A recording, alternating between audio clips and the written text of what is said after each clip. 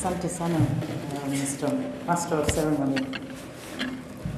Your Excellency, Honorable Lassen Daudi, Minister for Higher Education, Scientific Research and Information of Morocco, Honorable Dr. Martial Dipol Ikunga, Commissioner Human Resources, Science and Technology of the African Union Commission, Christina Hatila, Ambassador of Finland in Morocco,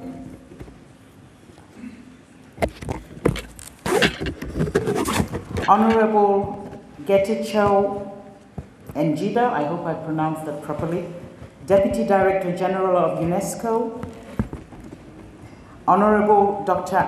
Amina Al-Hajri, Deputy Director General of ISESCO,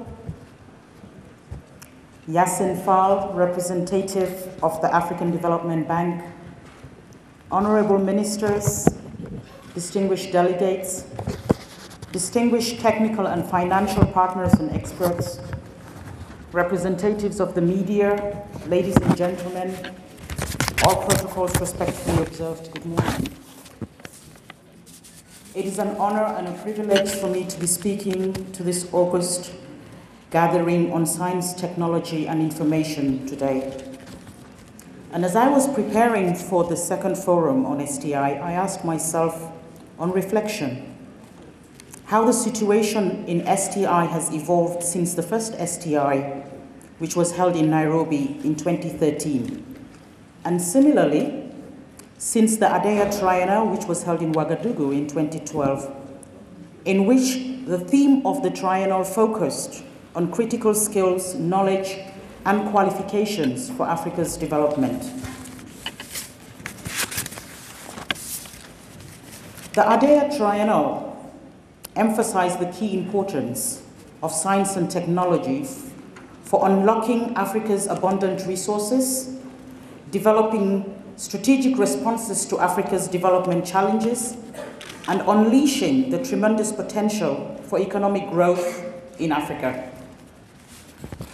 It was refreshing for me to come across the recent publication report of the World Bank and Elsevier, which titled A Decade of Development in Sub-Saharan African Science, Technology, Engineering, and Mathematics Research. It was even more reassuring to realize that the report reveals the main developments in research in Africa over the past decade from 2003 to 2014. The report highlighted patterns that are predictors of Africa's future: scientific and educational ability to train knowledge workers and solve Africa's development challenges. It underscored that while Africa has increased the quality and doubled its research outputs between 2003 and 2014, it still accounts for less than 1% of the world's research output. That is a far cry from its share of global population, which is at 12%. The report also underscored that research outputs of sub-Saharan Africa relies heavily on international collaboration and visiting faculties.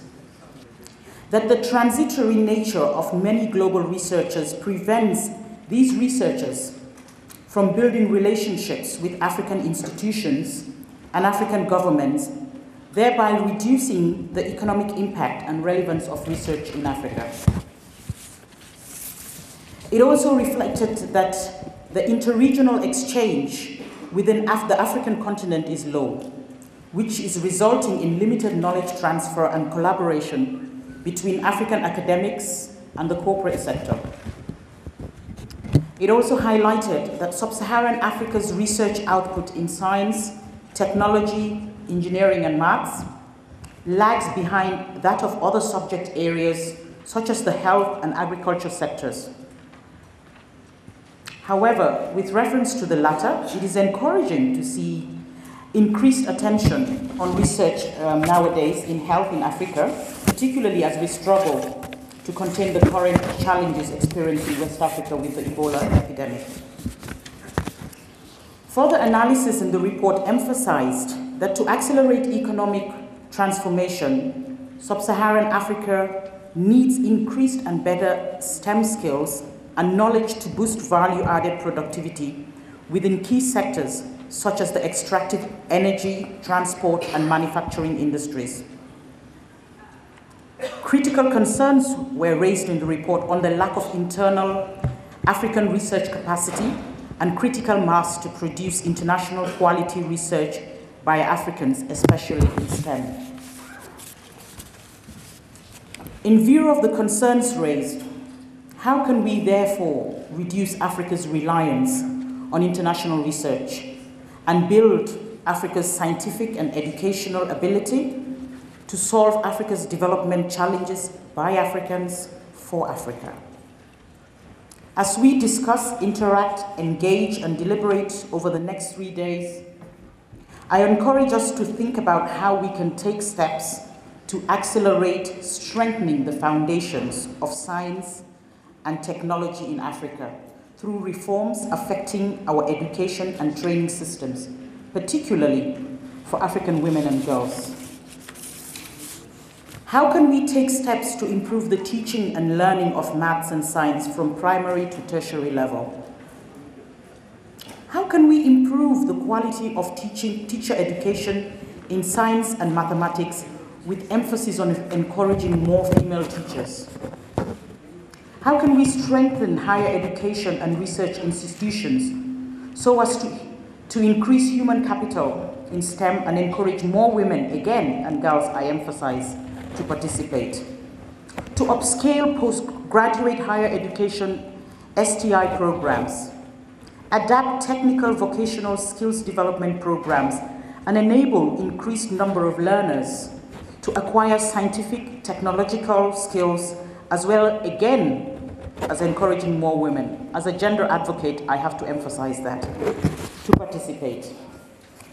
How can we encourage regional programs and initiatives? And finally, to promote gender-sensitive programs that encourage women and girls to meaningfully contribute and participate in math, science, and technology.